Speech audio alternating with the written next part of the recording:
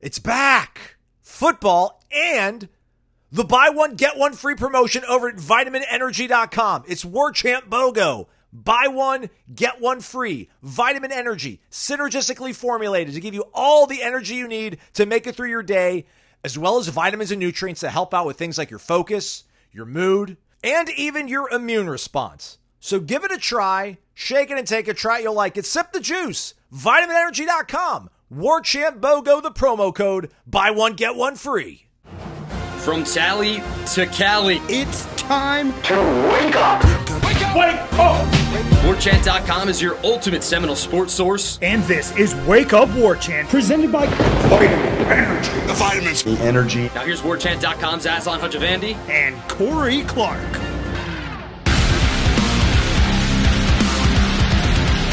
Wake up! It's Wake Up Warchant presented by Vitamin Energy. Coming up on today's show, Tommy or Ty? Which quarterback enters Saturday in the best mind space?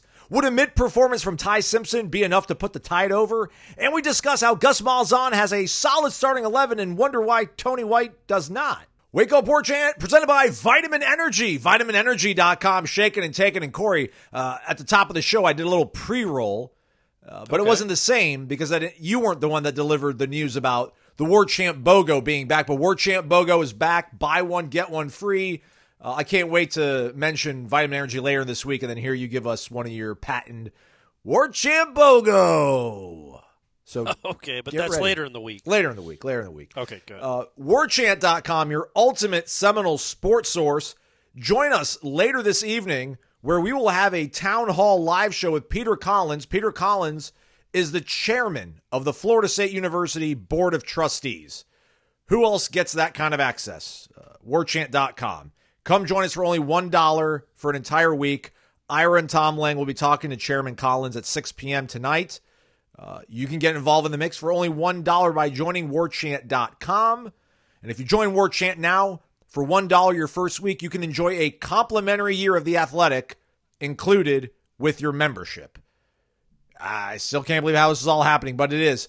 Welcome back, everybody. I think we've got everybody pretty much present and accounted for. It's been a slow trickle, slight surge, but game week is upon us. I think everybody's back and ready to not get hurt again, but dream the big dream, as I like to call it, Corey. And I'm ready. How are you doing, my friend?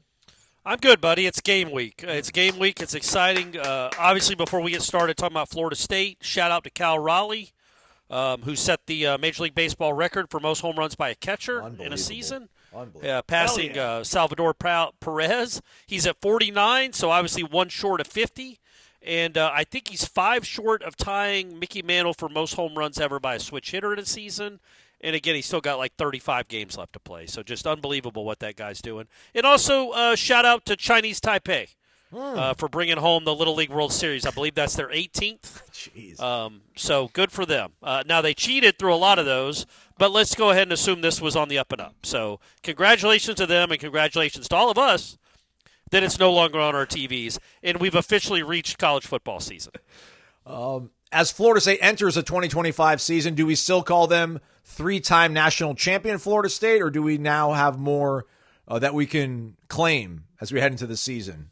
Gunning for what are we gunning for now? Our 4th, or is it like our 8th or 9th? 10th. It would be the 10th if they go. If you used Auburn Alabama rules, it would be the 10th. Okay. Hey, by the way, shout out to Oklahoma, because Oklahoma I think has 7.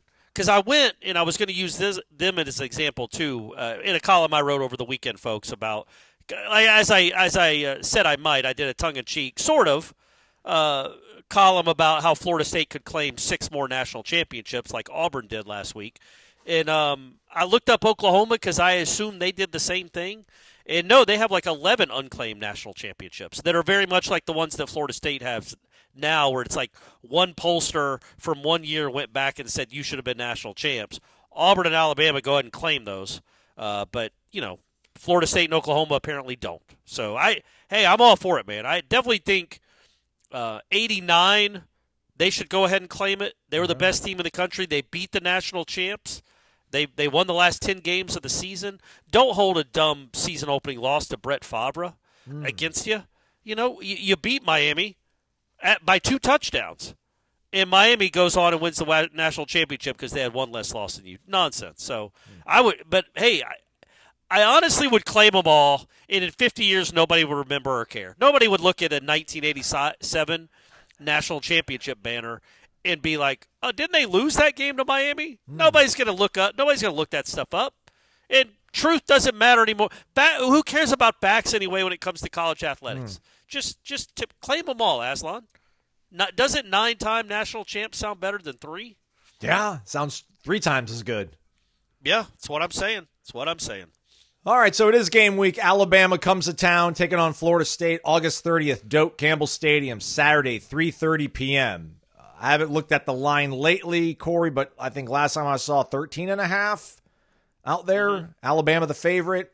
So, I mean, a lot of this obviously is the brand of Alabama and, what happened last year with Florida State. But nonetheless, to beat a team that probably is more talented than you across the board. Now, granted, it's all about matchups. Like, you've got the better quarterback than them, but it's not your quarterback versus their quarterback. But it kind of is. All that to say, you need a little bit of help, right? They're going to need a little bit of help, Florida State, to take down Alabama on Saturday. Not a lot, but a little. Jam Miller, their starting running back, obviously went down, I think, maybe 2 weeks now ago. A collarbone injury. He will not be going in game 1. And it looks like Jaden Roberts, one of their projected first-round pick offensive linemen, has been in concussion protocol for about a week.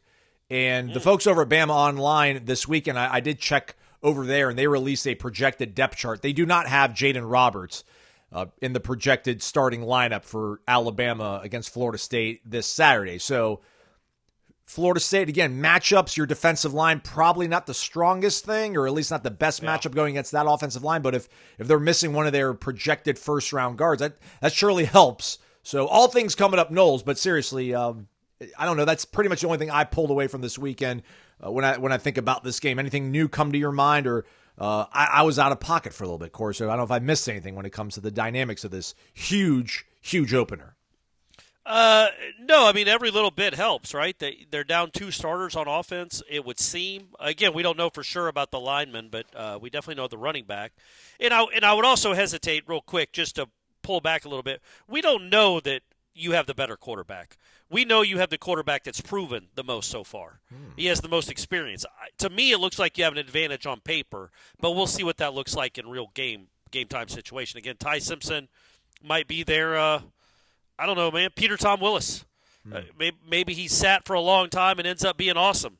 Peter Tom Willis, folks, was the starter for the aforementioned national champion, 1989 national champion Florida State Seminoles, who only got to start 1 year, and it was he was awesome. So maybe he has a season like that. So I don't want to say for sure you have the quarterback advantage. It seems like you definitely have a guy that's proven more.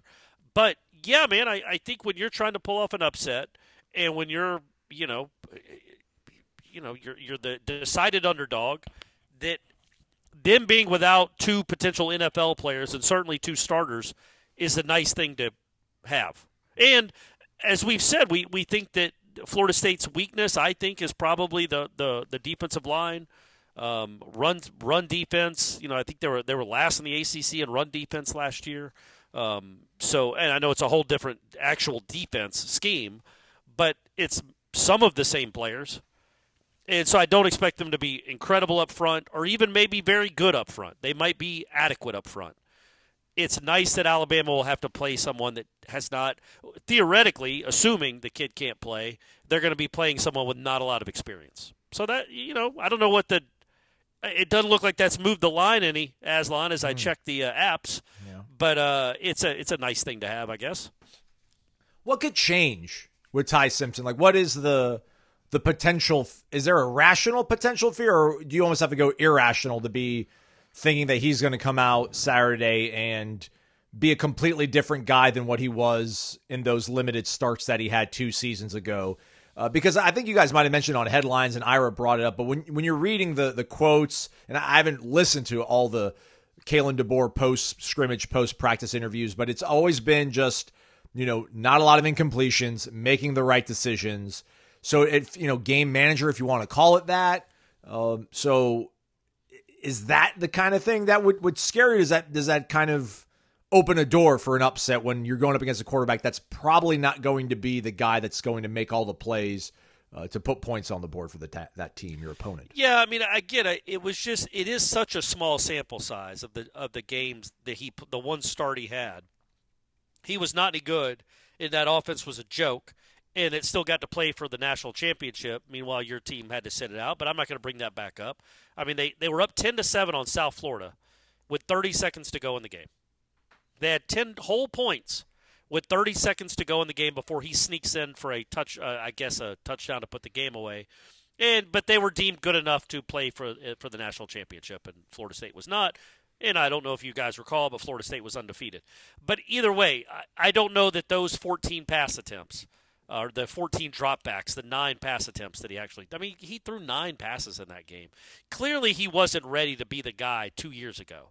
That doesn't mean he's not ready to be the guy now. And it's also a completely different system.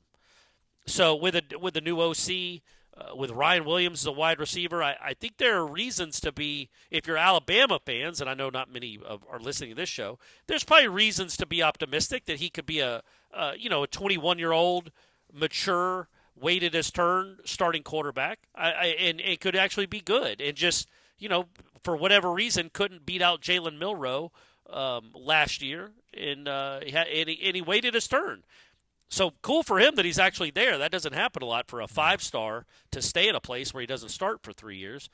But, I think when you're a Florida State fan, your hope is, okay, well, when's the last time a really good quarterback waited till his 4th year to become the starter at any school? Like, I'm sure it's happened in the last decade, but I don't remember it. What? Not off the top of my head. I don't want to compare him to Joe Burrow, but Joe Burrow had the 1 year at LSU where it was like, and then he comes back the next year and sets the world on fire. But he also had, but he was the starter. Yes, he was the year that he was. He had won the starting job. Correct. And it's not like he was sitting behind Bryce Young. Like they scored 3 points in a game last year. Milroe kind of had a few struggles here and there. I know they were winning more than they were losing, but they weren't setting anything on fire, and he still couldn't get that job. So that's what makes you wonder, okay, well, how good is he? They clearly didn't think he was better than Jalen Milroe last year. And if you're playing a lesser version than Jalen Milroe, you got a chance. But guys get better, guys grow, guys gain confidence, and we have no idea what he's going to look like. Just like we really don't have any idea what Castellanos is going to look like either in this offense. That's what kind of makes it so unique and fun, man. Florida State and Alabama, we have no idea what these teams are. None. And there's a chance it could be a really fun, entertaining game, much like the game in Ireland this past weekend, Aslan. That was a fun game. Yeah, I don't doubt it. It will be a 4-quarter game. I was Farmageddon. I didn't get to watch. I did see Stanford lost. ACC starts off the 0-1. Come on, guys. Come on, Tree. I know, man. They have no ACC pride. None. They play like they barely even been in the conference. Yeah. Like it just doesn't matter to them. They were up 10-0 in the blink of an eye, and then I guess got outscored like 21-7 the rest of the way. Yeah, that was a bad loss. That Stanford quarterback does not look good. Frank Reich really struggled with some clock management there at the end. He's already out the door. The point being, for Florida State fans, if you're healthy, there is absolutely no excuse to lose to that Stanford team. Just like there's probably really no excuse to lose to Virginia. I know it's their road games. Always hard to win on the road. We get that. Come on, man. You have got – I know you start with Alabama, and you've got Miami in there too. You could not have an easier start to your first half of your season if you're counting those other 4 games. Like you get 2 cupcakes, and then maybe, we don't know where Virginia is, but maybe the 2 worst teams in the ACC on the road. Like, it's hard to win on the road, but it shouldn't be that hard to beat bad teams on the road. So, anyway, that's what Stanford proved to me, is that needs to be a win. And it needs to be a comfortable win. Yeah. So that it's not an automatic dub. I'll have more opinions on that after I see what this thing looks like on Saturday. But it should be close to an automatic dub, even though it's out in the I don't know what do they call that place? The Stanford? The Farm. The Farm. The Farm, that's right, yeah. So, yeah, speaking of Farmageddon, a really entertaining game. Yeah. Really, same exact score as the game last year in Ireland, too. 4th quarter, yeah, looks like a real back and forth, 14-10. Kansas State outscored Iowa State, but not enough as the Cyclones. And apparently you haven't been on social media, but apparently it absolutely happened. The dad of the Kansas State quarterback, Avery Johnson, got into a fight with his oldest son, a brawl, on the streets of Dublin after the game that's on video. The dad and the son are fighting each other. Oh, man. And the quarterback for Kansas State is that guy's brother and that guy's son. And they're on the streets of Ireland fighting each other, which is just another Saturday in Ireland. A dad and a son throwing. That's a normal Dublin Saturday afternoon, but that's not a great look. The dad apologized for it on social media on Sunday. Holy cow. You lose the game, and then you get in a fight where everybody videotapes you. I think it looked like the dad was losing, by the way. Yeah. Oh, man, they're like next to like a standing puddle of water, and yeah, someone's on top. A lot of those it. in Ireland. A lot of those in Dublin. Got peeled off, though. All right, well, it wasn't. Just not a great look. It's not a great look. You wouldn't want to hear. You wouldn't want to know that Tommy Castellano's family was fighting each other after this game on Saturday night. It's not a great. It doesn't fill you with a lot of confidence. So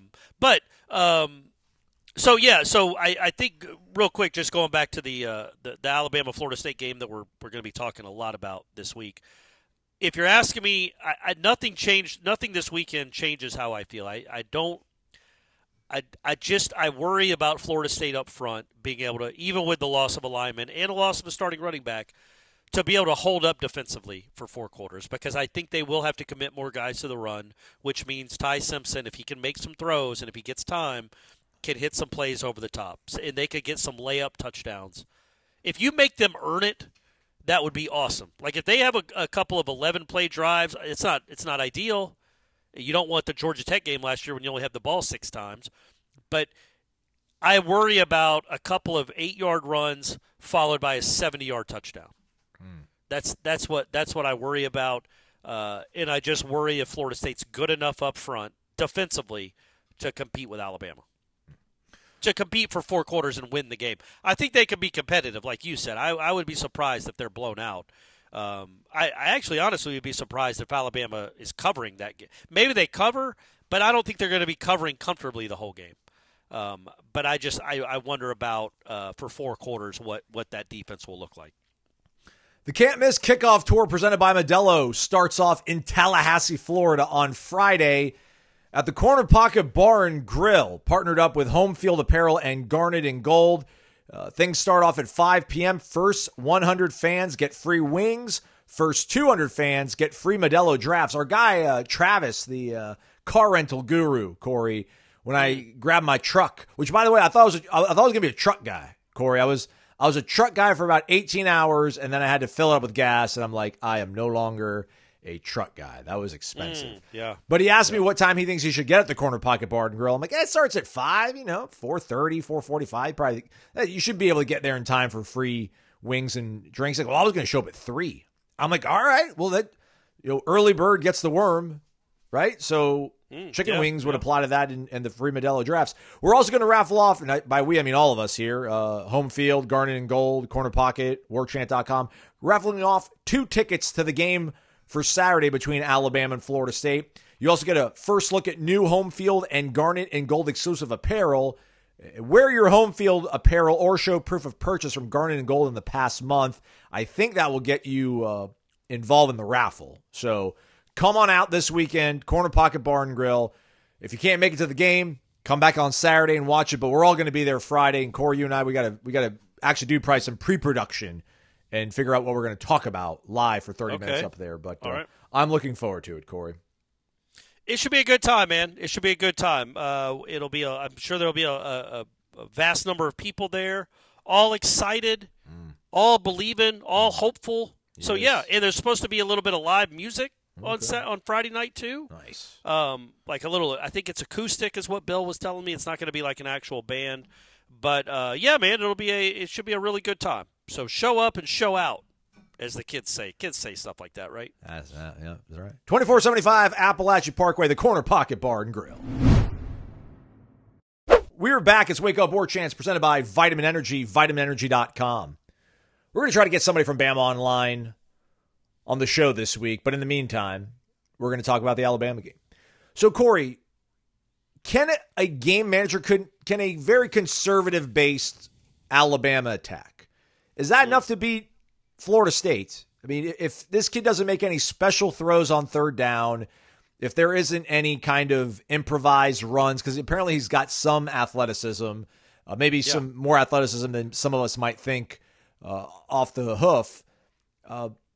Is that still enough to come inside of Doak Campbell Stadium on a Saturday in an opener with some new parts around you, some new pieces, and all this excitement in Tallahassee, all this buzz? I mean, is it as easy as this kid just coming here and just making the right throws and just not turn the ball over?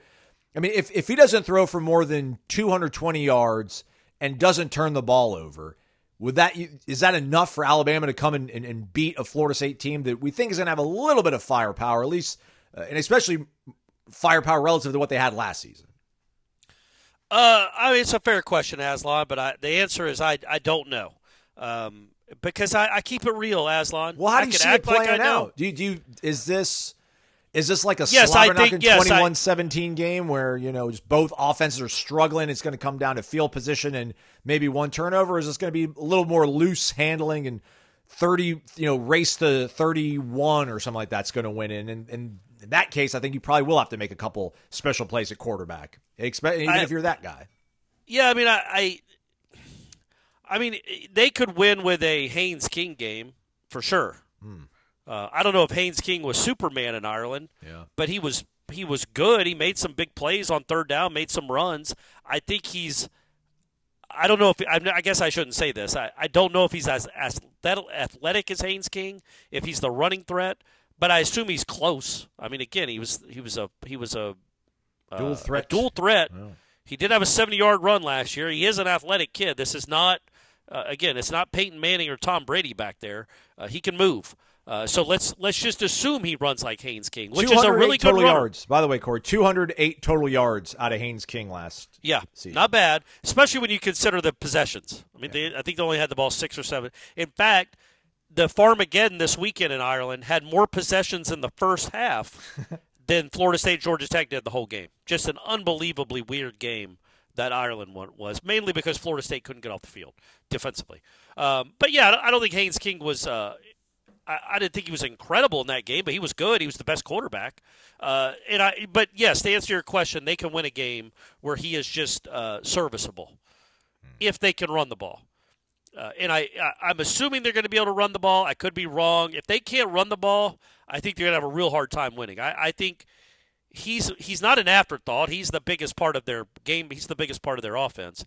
But I think everything is predicated on whether they can move Florida State out of the way and run. If they can do that, then it's going to be a pretty easy game for Ty Simpson. Easy in the sense that it's not going to be a lot of 3rd and 11s or 3rd and 9s. It's going to be he's going to throw when they want to throw, not when they need to throw. And if they're throwing just when they want to throw, he should do fine, and they're going to win the game. If you make them have to throw, well, then now you got maybe a chance. Again, I don't know this. He could go 30 for 30.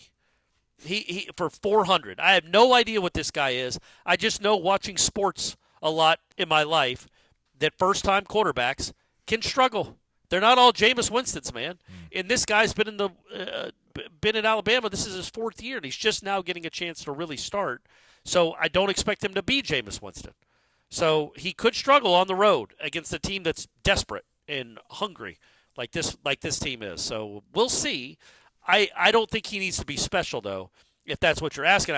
Does he need to make a couple special plays? Yeah, probably. But is that like just avoiding a sack and then running 12 yards for a first down, a critical first down, or making a check? Like doing something above and beyond just the normal quarterbacking duties. He'll probably need to do that a few times. Florida State is not Kent State. Alabama will have to play well to win, I think. Yeah. I don't know if the quarterback has to play great for them to win. I think he can just be average-ish, and they can still win. But they're going to have to play overall as a team. I think they're going to have to play pretty well. I don't think this is just like I don't think Florida played that well last year when they beat Florida State here. Yeah. Miami absolutely did not play well last year when they beat Florida State. I think Alabama will have to play better than that to beat this Florida State team. That's what I'm hopeful of anyway. Yeah, I don't mind the comparison to Haynes King, but also that was not a great team that he did his performance against. And I get it. Like, that was the opener. There was a lot of belief. Nobody had their head in the sand, which you can make that argument after they lost the game to Boston College. Everybody kind of started mailing it in.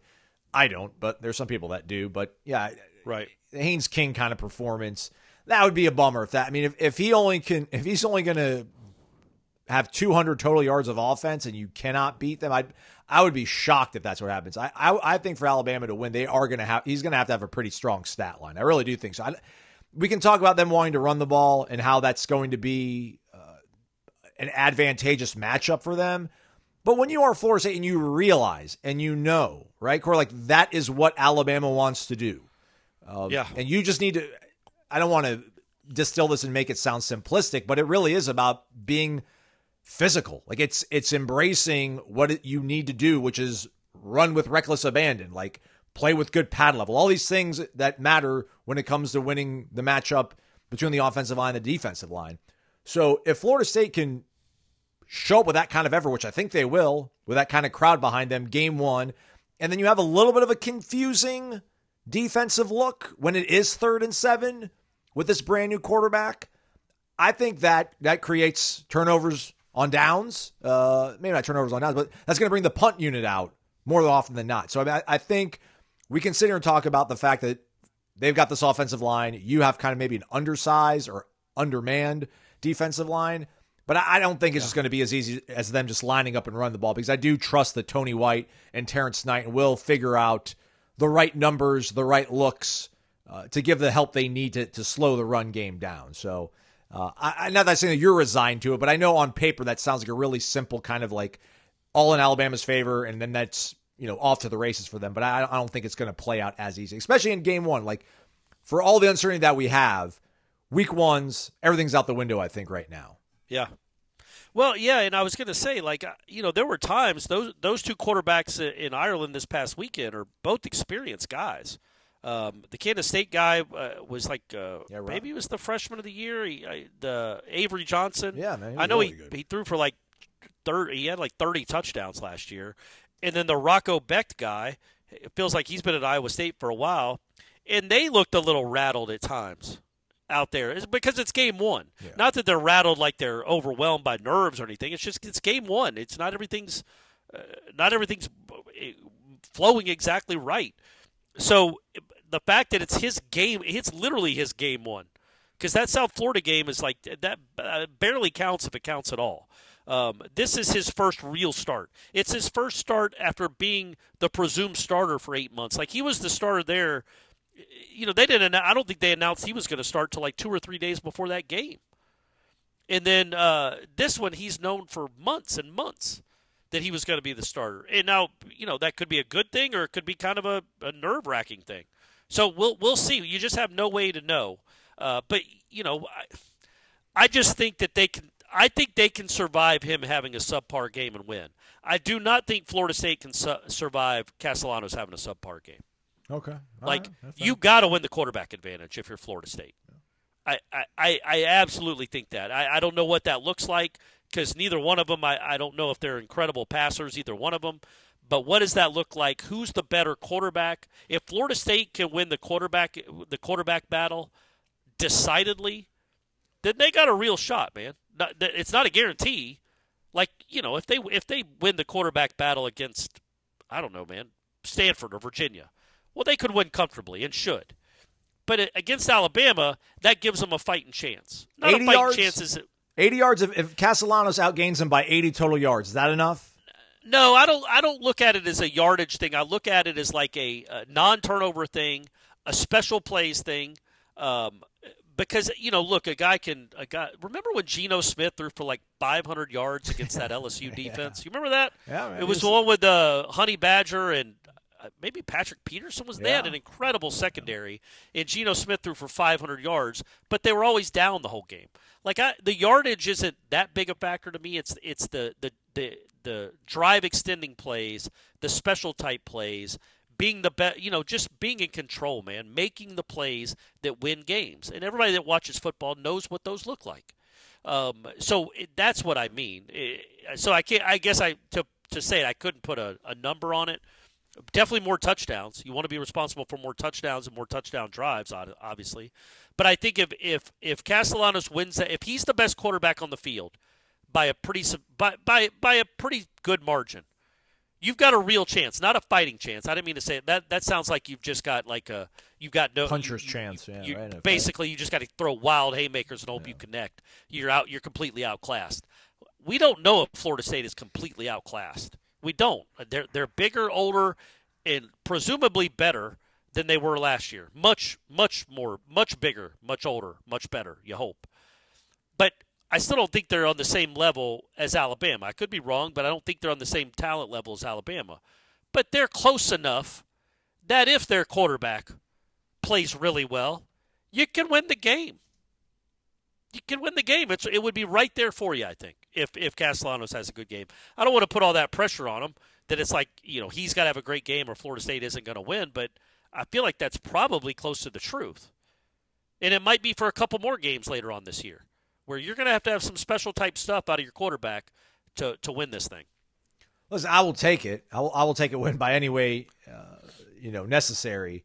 But I can't imagine like Tommy has a subpar game. He's going to have to put on, like he's not going to have the opportunity to do what he did last year in beating Florida State with Boston College, which is guys running scot-free probably. And actually, I don't know, maybe Gus can call some of that stuff up.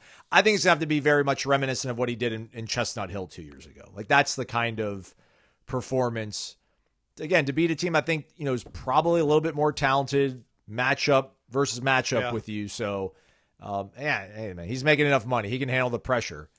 And I do wonder when push comes to shove, like which of those quarterbacks, if you could, at some point they're going to have, the catapults, the man bras or whatever attached to these guys, and they're going to give us live information during games showing us like their heart rate. But I do wonder just how much more maybe Tommy will be relaxed going into this one as opposed to Ty Simpson. Although, the only thing I could think of for Ty Simpson, the only advantage could be is if he's just, and I'm not saying this like in a derogatory way, but if he's like almost too dumb to realize what's all up for grabs. Like if he just comes in completely like, whatever, man, I'm just here to play football and, just do what the coaches tell me. Like if he can just completely block out all the other stuff, right? Like I waited this turn. I'm playing in this opener for this team that, we think might be on the downward trajectory, and it's up to me to make this stop and get us back to where we need to go. And I've got to come and beat this talented team. So I can't imagine he's going to be able to block all that out. But I think Tommy's going to embrace the chaos. So I don't know if Ty Simpson will. Yeah. That's going to be interesting to see because they're both under a lot of pressure for different reasons. But I would say that, it's not often that the opposing quarterback feels more pressure than the Florida State quarterback. But that's absolutely the case in this one. Like you're coming off a season where it was disappointing by their standards. You are a redshirt junior. It's not like you have a ton of fans in that fan base because you've been around forever and you haven't done anything. So there's going to be a lot of, I don't know, trepidation. I don't know if that's the right skepticism from that fan base about if this kid can play or not. Plus, you're the quarterback at Alabama. You're one of the most famous people in that state just by definition. There is a lot. That's a big weight. That's a heavy weight. And your first game is on the road against a Power 5 team that does have players. And it's a fan base that, they'll be involved and engaged. So the more pressure is on him. Like Tommy I hope Tommy has a nothing to lose kind of attitude. But he's playing at his quote-unquote dream school. He's put in 3 years for this moment. So there's going to be a lot of internal pressure that I think he puts on himself. I don't know that Florida State fans are expecting this guy to be incredible. In fact, I wouldn't think any of you guys are expecting Tommy Castellanos to be great. But he does. And he's going to put a lot of eggs into this basket. And I wonder what that internal pressure will be like, because it's not – if Boston College was hosting Alabama for the first game and he was about to start his third year as the starter at Boston College, I think he'd be as relaxed as anything. It's a season opener, so there's a little more angst and nerves. But I think it is leveled up by a factor of 10. I know it's his third year as a starting quarterback, but it's his first year at this school. There is some real pressure that comes with that. I promise you, Carson Beck will be feeling the same thing on Sunday night. There is some real pressure that comes with you being a named quarterback, playing for a big football school, your first start, no matter what your experience is. What I love about Castellanos, though, is if he gets really nervous and kind of frenetic, that might be good. That might be where he thrives, man. That's his briar patch. So maybe that's not a bad thing for him to be kind of a little skittish at first and just rely on the athleticism to get in the game. Make a couple big runs, get a couple of first downs, a couple of easy throws, get the thing going. I think that could be maybe that nervous energy would be good for him. I don't know. But I don't know the kid. I've only seen him play like 3 times in my life. And 2 of them were, what about the game he had against Florida State last year? You think that would be good enough? I just don't know if things will come to him that I don't know if there'll be all these like layups that Florida State's defense offered him up last. You don't think? You don't think there'll just be a running back in the flat with nobody in the TV screen with him? Hey, you don't think that'll happen? Gus might run some, up-tempo, no-huddle stuff that, Alabama's running guys off the field trying to, and then that can kind of create some of those situations. But, I mean, everything was just so in rhythm, and everything was they dictated terms on offense to a degree that I don't know if they'll have that opportunity against a team like Alabama. Probably not. But I'm not saying this sarcastically. There's no edge of sarcasm here at all. I know I'm 50 and I've been watching this program for 45 years, but I am really I'm getting more and more excited just about what this season is. Like, just to see it. I want to see what it looks like. And maybe that is because we haven't watched practice, because I have no idea. Like, I don't know if Cromaw is the next O.J. Simpson. Why would I bring that? See, where's 32? It's got to be the number. Yeah, it's fine. Why not Jim Brown or Marcus? Wasn't Marcus Allen 32? Why in the world would I go to O.J.? I mean, because that's what I think of when I hear the number 32 as a running back. Usmani. Please don't be another Usmani. Please don't be another O.J. We had one was enough. We don't need another one. That's crazy. I guess it's the 32. But I'm Franco Harris also wore 32. There you go. It used to be the number back in the day. Yeah. Then they all wanted single digits. What's also crazy is there aren't many 20s out there. And like Barry Sanders was one of maybe the best of all time. Yeah, man. And he was 21 in college. No running backs really, not many running backs wear that. And he was 20 in the pros, and nobody really wears that either. Because there's so much unknown, and I guess because it is Alabama, it really is an exciting, intriguing, kind of fascinating season opener. Absolutely. With like last year when they lost to Georgia Tech, it was like a gut punch. Obviously, it was a throat punch. It crushed the trachea. Everything was over. The season died. But nothing that happens on Saturday is a gut punch to the point where you still can't be optimistic and look ahead to see what this season can be. And get genuinely hopeful that there's still a lot to play for. It's not a conference game. The game in Ireland was, and it wasn't Alabama. You lost to a run-of-the-mill kind of average Power 4 team last year in Ireland. This isn't that. So it's a lot of hope and with not much downside. Now, if you lose 50-3, that sucks. That's not going to be fun to talk about. But there's not a lot of there shouldn't be a ton of nerves about this game. It's just kind of the excitement of the unknown, I think, genuinely. And knowing that they do have these 2 coaches that they brought in, the 2 coordinators, and they do have some real college football players that are going to be better than the ones they brought in last year. Ah, yes, the dog days of summer are here. For a lot of folks, that means sending the kids off to college. For a lot of you, it means you're going to be going off to college. Ask for a gift on your way out. Ask for security. Ask for style. Mom and dad, help your kid out going to college. They're going to lose their wallet probably because they're probably going to get a little tipsy one night. And by little, I mean a lot tipsy. And they're going to lose their wallet. When's the last time you guys lost your wallets? Never, right? But I lost my wallet all the time in college. I wish I had Ridge and their great wallets that now have AirTag compatibility. So get your Apple AirTag, slips right into your money clip on your Ridge wallet. You lose your wallet, quote unquote. You didn't really lose it. You're going to know where it's at because you can track it with the AirTag. Ridge gives you the goods. And they also give you the peace of mind of a lifetime warranty, free shipping, 99-day risk-free trial. Give it a try. Treat yourself. Also treat that young man or woman in your life that's going and seeking out higher education. Use the promo code WAKEUP over at Ridge.com to save on your order. Again, the promo code Wake Up over at Ridge.com. We were back. It's Wake Up Warchant presented by Vitamin Energy, vitaminenergy.com. Remember, Warchant BOGO's back. Buy one, get one free. I wonder if we're going to see a depth chart today, Corey, before Mike Norvell takes the podium.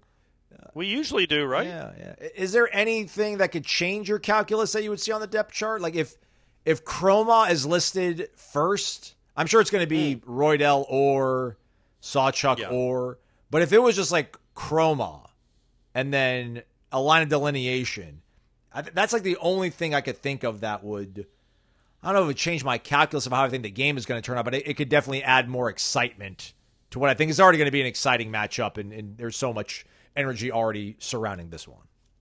No, I can't imagine.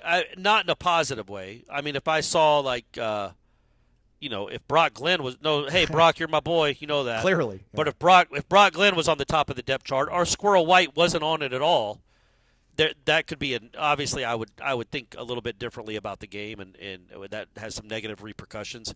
But as far as names added that maybe I wasn't expecting, that even if they're freshmen, no.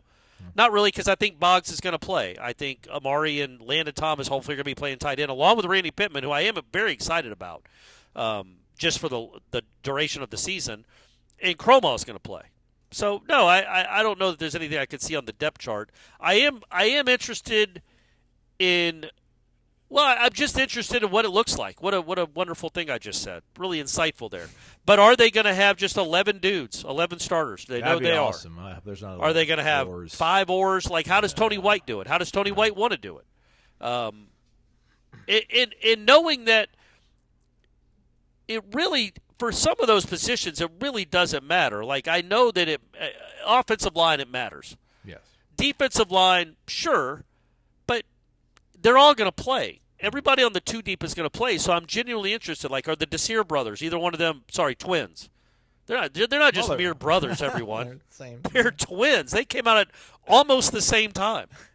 Literally, they were twins are weird, dude. Like, they're just sitting there staring at each other for 9 months, and then they just slowly slide out. It's crazy. I guess they don't slide out, but either way, are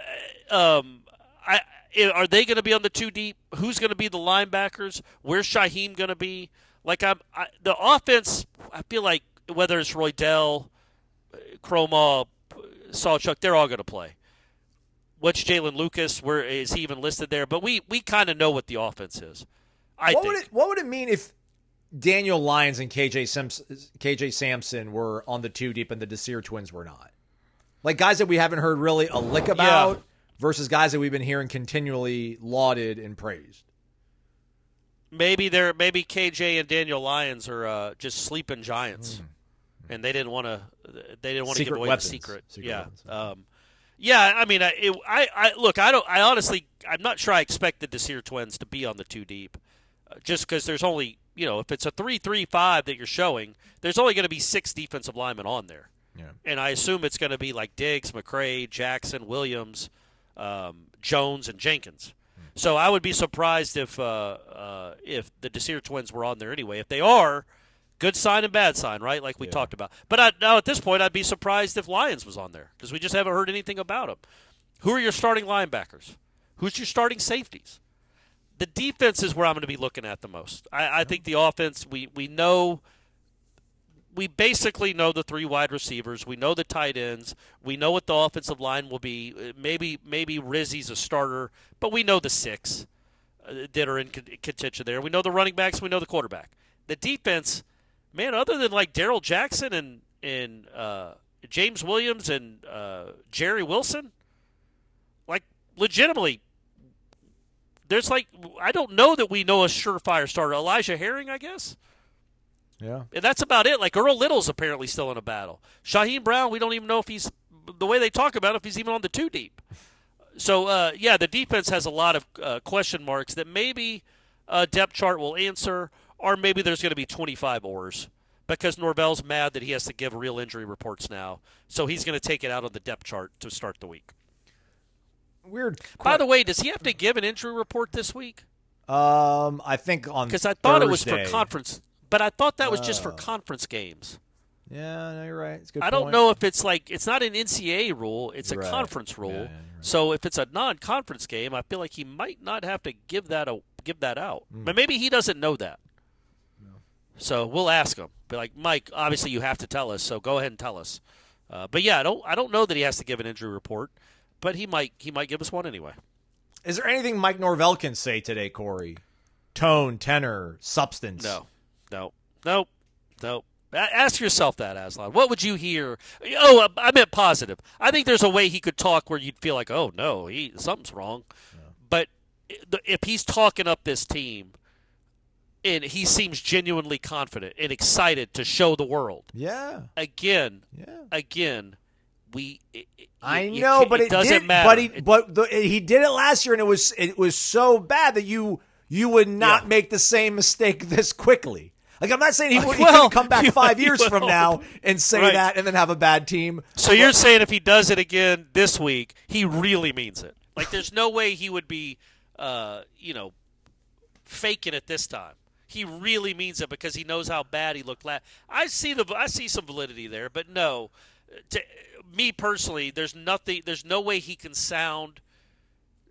There's just no way he can sound in the words other than so-and-so's injured, so-and-so's not going to play.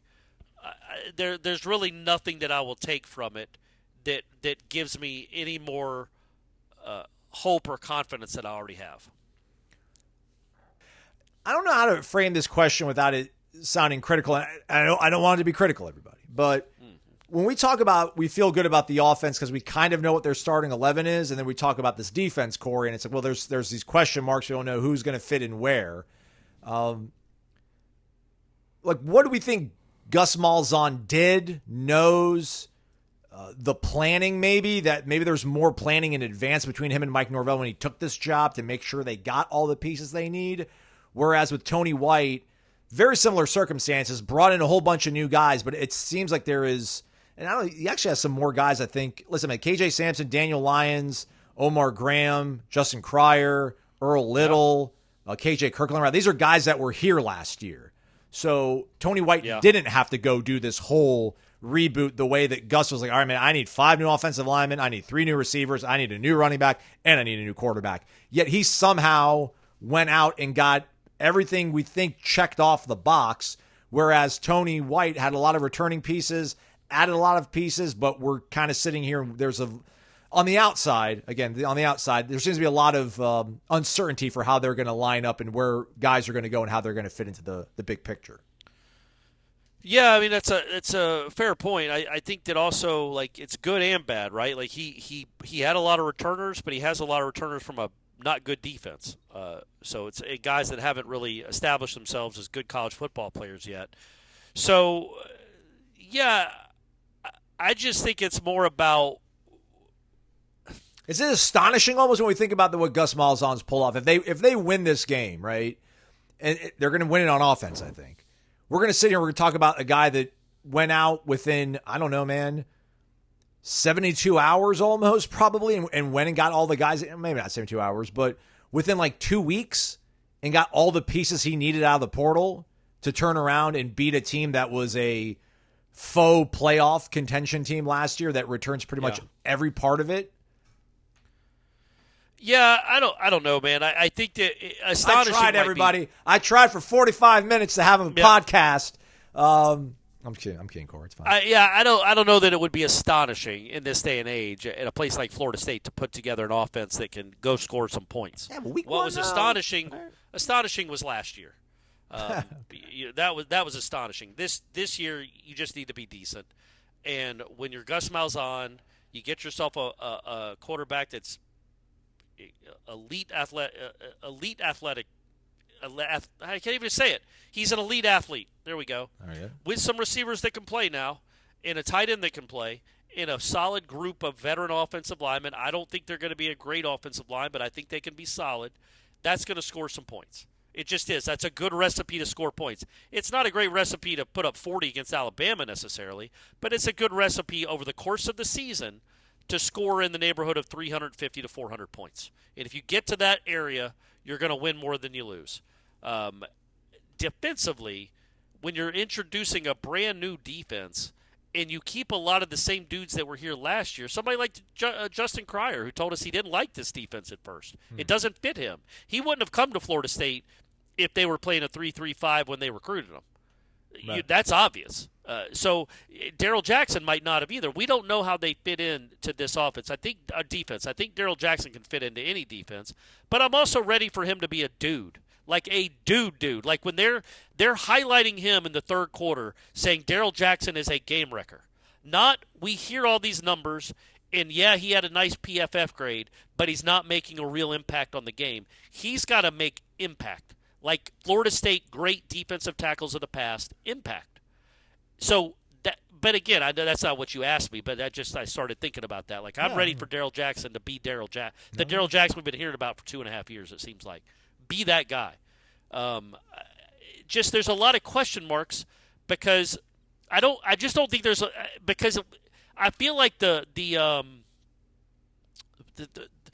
difference between how good this defense can be and how bad this defense can be, that is a wide chasm. I think the offense, we kind of know it's in a smaller little The variance. The variance is not that's the word I was looking for. I couldn't find it. In all transparency, Aslan made us record this at 2 in the morning because he came home from Jacksonville, so it's been a long day. My brain's not fired on all cylinders. But the variance for the defense is wild, man. Yeah. Like it could be legitimately good, or it could be as bad as it was last year. We have no idea. I don't think it would be as bad as it was last year, but we don't know, man. It is a lot of the same guys, and we don't think they're going to be very good on the defensive line. And I say very good, like we don't think they're going to be a great defensive line. Yeah. We're hoping they can be pretty good. Because it's because we don't think they have the numbers, or we don't think they have just the. I don't think they have the dudes, man. Yeah. Me personally, I don't think they have the dudes. I think Darrell Jackson is one. James Williams is a wait and see, but we're hoping. And then it sounds like the best other guys they have are young. And you can't expect the Kevin Wynns and the Desirs to play a lot right away, and Wynn probably won't be available anyway because of the injury. So it's like Diggs, McCray, Jenkins, Jones. What can you really expect out of them? Maybe they're much better than we think they are, that I think they are, and they turn out to be a force. That would be awesome. It's just that seems like wishful thinking at this point, looking at their careers to this point, and the fact that 2 of them are coming off pretty significant injuries. It seems like wishful thinking. And when you're not great up front, maybe you're not even good up front defensively, it's going to be tough to have a very good defense. But you can have a solid to serviceable defense, and if your offense is better than serviceable, it's a recipe to win more games than you lose, Aslan. Just don't know about Saturday. Amen. But they could get there. What if James Williams has 3.5 sacks? What if Ty Simpson sees that dude in his sleep? Could happen, right? What do you like the sound of better, breakout performance from James Williams or breakout performance from Usmani Chroma? James Williams. Ooh. James Williams. Yeah. I just think that would be, if he's a guy, let's say and I'm only going to say it because they're both white. What if he's Bjorn Werner? I thought you were going to say TJ Watt. Or say TJ Watt. Or Bosa. Go down the line. No, but I did it because I did the Haynes King to Ty Simpson comparison. Yeah. Why'd I choose Haynes King, Aslan? Why'd I choose Haynes King? So I stayed. Dual threat guy. Yeah, man. That's right. Yeah. Week 1 opponent. It's a natural fit. But if James Williams is a guy that's really hard to block, and you have to give extra attention to him, like he's really kind of terrorizing one of those Alabama linemen, which is a lot to ask. But if he looks like a guy that could be a double-digit sack guy, could be an impact. I mean, he's not going to be Jared Verse, we get it. He's not going to be Jermaine Johnson, we get it. But maybe he's between, I don't know, Keir Thomas and Jared Verse. Maybe he's somewhere in there where he's like a 10.5 sack guy. And he's 4th in the ACC in pressures or something. Like a really hard guy to block that people have to prepare for. Unlike the 2 guys last year that did next to nothing and didn't seem all that interested in doing anything. If he's one of those guys that can make an impact and is relentless, that's at that position especially, that's a big deal for your defense, man. You those edge rushers, again, that's why they're probably the 3rd highest paid position in the NFL. The really good ones is because they are absolute difference makers. It's why the Falcons should trade for Micah Parsons. Oh, there we go. Breaking news. I mean, Micah Parsons is a pretty good player, right? He's good, yeah. They should probably keep him happy. He's really, really good and impactful to winning. Yeah. All right. What'd you do this weekend, Corey? I was in Atlanta with my son. Didn't do a whole lot, really, honestly. Hung out with my mom. Got the house in order because I'm moving into a new house up there. So congrats. Trying to get all that squared away, and then drove down on Sunday night. Okay. And got to do this with you, buddy. Got to do this with you. So I lived the What whole did you life. do? I lived the whole life since we last did the show. So after we got done doing the show, so we recorded on Thursday after we spoke to Evan Cooper, which I missed Evan Cooper. Sorry, Coach. Rented the truck, drove down, had dinner with my mom. Then I drove down to St. Pete. My buddies who were in a band back in high school, they had a little reunion kind of jam session because the lead singer, my best friend, is moving back to Serbia with his wife and his daughter. So it was going to be the last time they jammed for a while. So Is it System of a Down? No. Is it that guy Serbian?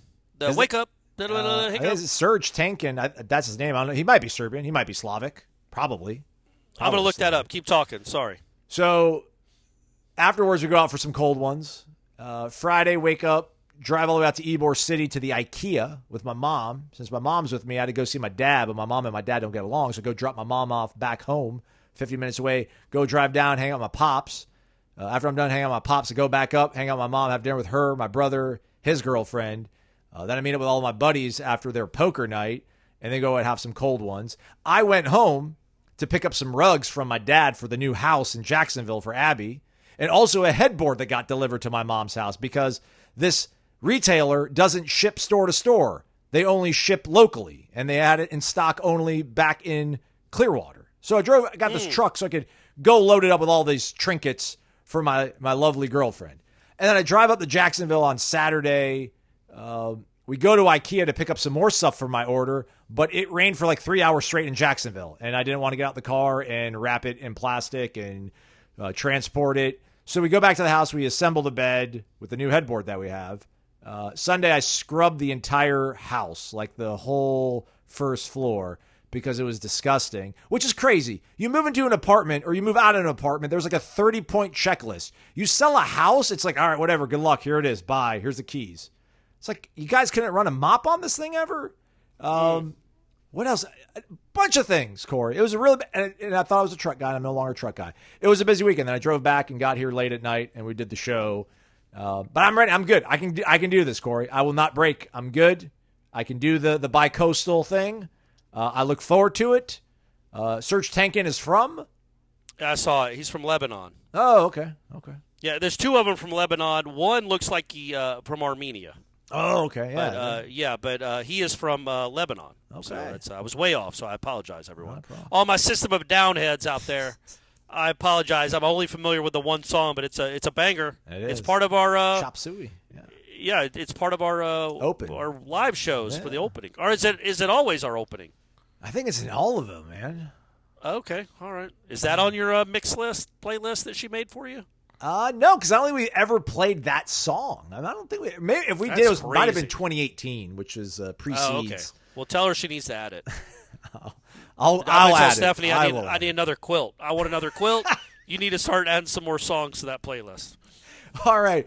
We're done. Jeff Cameron Show, 1 to 4 o'clock. Before that, though, Mike Norvell at the podium. What, 11:30 in the morning, Corey? 11:30 a.m., buddy. Okay, so Corey will do the live transcription. You got to be a subscriber of warchant.com to enjoy the summary. Otherwise, you have to listen to 20 minutes of Mike, which, whatever. Just telling you that's what you're going to have to do.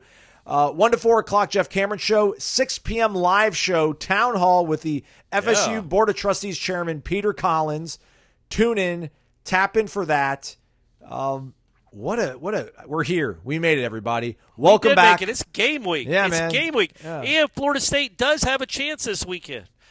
They really do. If 13.5-point underdogs isn't 40. Now, FPI only gives them a 9% chance of winning, which I thought was a little harsh. Oh. Like, the FPI, Alabama has a 91% chance of winning. But what in the world does that mean before for a season opener? Nobody knows anything right now. How do you have an FPI when nobody's played a game? So Florida State has a really good chance of being in the game, and a decent chance of winning the darn thing. and we're here. We made it to game week, folks. It was the longest, worst offseason in Florida State history, and it really started about October of last year. But now we've made it. It's a brand new season, a brand new team, a brand new coaching staff. But the same old great Wake Up Warchant. And am I right, Aslan? Amen, brother. Become part of the Florida State community with warchant.com. Start for $1 your first week and get a complimentary year of The Athletic included with your membership. He's Corey. I'm Aslan. Thanks for listening to Wake Up Warchant, presented by Vitamin Energy, vitaminenergy.com. Warchant BOGO, buy one, get one free.